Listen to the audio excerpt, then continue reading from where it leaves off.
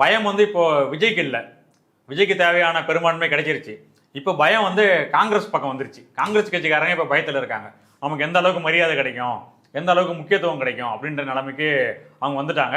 ஏன்னா ஏற்கனவே இருந்த நிலைமையில அவங்க தான் பெரிய ஆள். ஓகே, 5 எம்எல்ஏக்கள் இருந்தாங்க. அவங்க ஆதரவால தான் விஜய் ஆட்சி நடத்த முடியும் அப்படின்ற சூழ்நிலை இருந்துச்சு. ஒரு புது கட்சி, இவங்கெல்லாம் வந்து ஒரு பழைய கட்சி. ஆமா, இவங்க வந்து இந்தியாவிலேயே இருக்கிற ஒரு காங்கிரஸ் பேர் இயக்கம், ஒரு பழம்பெரும் கட்சி, நம்ம வந்து அவங்கள வழி நடத்தலாம் அப்படின்னு அவங்க நினைச்சுக்கிட்டு இருந்தாங்க. ஆனா இப்போ திடீர்னு பார்த்தா இதை விட ஒரு பெரிய எண்ணிக்கை உள்ள எம்எல்ஏக்கள் அவங்க குழுவா வந்து ஆதரவு கொடுக்குறாங்க. அப்படிங்கும்பொழுது இவங்களுக்கு எந்த அளவுக்கு அமைச்சரவையில் எந்த அளவுக்கு இடம் கிடைக்கும் அப்படின்ற பயம் அவங்களுக்கு வந்துருச்சு.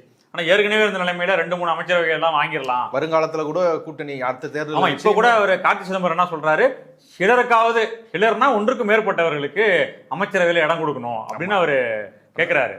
அப்போ அவங்க அந்த சிவி சண்முகம் அணிக்கும் ஒரு பெரிய எதிர்பார்ப்பு இருக்கு. நமக்கு ஒரு பெரிய அளவுக்கு அவங்க வந்து வெறுமனே ஆதரவு கொடுக்குறாங்க வெளியில இருந்து அப்படின்னா அவங்களுக்கு எந்த பயனும் கிடையாது. அவங்க அதுக்கு பேசாம எடப்பாடி கூட இருந்துடலாம். அவங்களுக்கு பதவி வேணும், அந்த அடிப்படையில தான் விஜய்க்கு ஆதரவு கொடுக்குறோம் அப்படின்னு வராங்க. அப்போ அவங்களும் அமைச்சரவையில் வராங்க அப்படின்னா அவங்களுக்கு எவ்வளோ எண்ணிக்கையில் போக போகுது அப்படின்றது ஒரு பெரிய எவ்வளோ போகுது. ஆமாம், அப்போ ஆட்டோமேட்டிக்காக காங்கிரஸுக்கான முக்கியத்துவம் குறையும், அவர்களை அமைச்சரவைக்கு கொடுப்பதற்கான இடமும் குறையிறதுக்கு தான் வாய்ப்பு இருக்குது. என்னை பொறுத்தவரை காங்கிரஸுக்கு இது தேவை. அவங்க வந்து தேர்தல் முடிந்து அவர் ஸ்டாலின் சொன்ன மாதிரி எனக்கு நன்றி கூட சொல்ல வரல, நேராக அவங்க போய் தாவேகாவோட சேர்ந்துட்டாங்க அப்படின்னு சொல்லியிருக்காரு.